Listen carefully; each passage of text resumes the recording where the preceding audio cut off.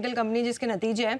अब अगर देखा जाए तो नतीजे ऑलमोस्ट इन लाइन थे, एस्टिमेट्स के मुताबिक है, लेकिन जो मैनेजमेंट की कमेंट्री रही है और जो इंटरनल्स है ये कंपनी के लिए अच्छे निकल के नहीं आए, जिसके चलते आज स्टॉक में हमने देखा ब्रोकरेज के डाउनग्रेड्स भी आए, कट्स भी आए, टारगेट कट्स भी, और स्टॉक में भारी गिरावट आई। अब लेकिन क्योंकि मैनेजमेंट का कहना है कि जो नियर टर्म रिकवरी रहेगी उसमें जो है काफ़ी ज़्यादा देर होती हुई दिख सकती है। वहाँ पे कोई रिकवरी के संकेत फिलहाल नज़र नहीं आ रहे। नियर टू मिड टर्म में काफ़ी दिक्कत हो सकती है। ग्लोबल एग्रोकेमिकल इंडस्ट्री में काफ़ी सारे हेडविंड्स है जिसका असर कंपनी के नतीजों पर चल रहा है और जिसके चलते रिकवरी जो है कंपनी की ये डिले हो चुकी है काफ़ी हद तक।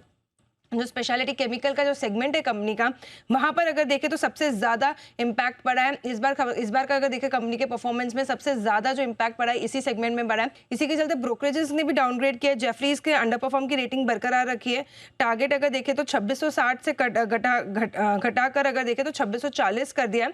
अब उनका कहना है कि जो इनका मेन सबसे बड़ा सेगमेंट है रेफ्रिजरेंट गैस का, R32 गैस का, उसने तो एक अच्छी ग्रोथ दर्ज करी है, लेकिन उसमें भी एक बहुत बड़ा कैच ये है कि कंपनी ऑलरेडी R32 गैस के लिए, रेफ्रिजरेंट गैस के लिए अगर देखें तो अपने मैक्सिमम कैपेसिटी यूटिलाइजेशन पे चल रही है। अब कंपनी के पास ज्यादा उसका यूटिलाइजेशन बढ़ाने का स्कोप नहीं है। जब तक कंपनी नया कैपेक्स नहीं करेगी तब तक कंपनी का एक अपसाइड आ चुका है ऑलरेडी वहां पे बहुत बड़ा, तो ये एक बहुत बड़ा डाउनसाइड रिस्क है स्टॉक के लिए। सिटी भी सेल का टारगेट रेटिंग बरकरार रखे। टारगेट अगर देखें तो 2800 से घटा के 2575 कर दिया है। उनका कहना है कि स्टॉक के भाव में जो R32 के एक प्राइसिंग इंक्रीज का एक बाजार में बात चल रही है वो ऑलरेडी स्टॉक के प्राइस में मौजूद है। इसी के चलते Q4 में जो है एक हाई बेस का इफेक्ट भी दिखेगा और स्टॉक के यहाँ से अंडर परफॉर्मेंस करने की जो है पूरी संकेत देते हुए दिख रहा है।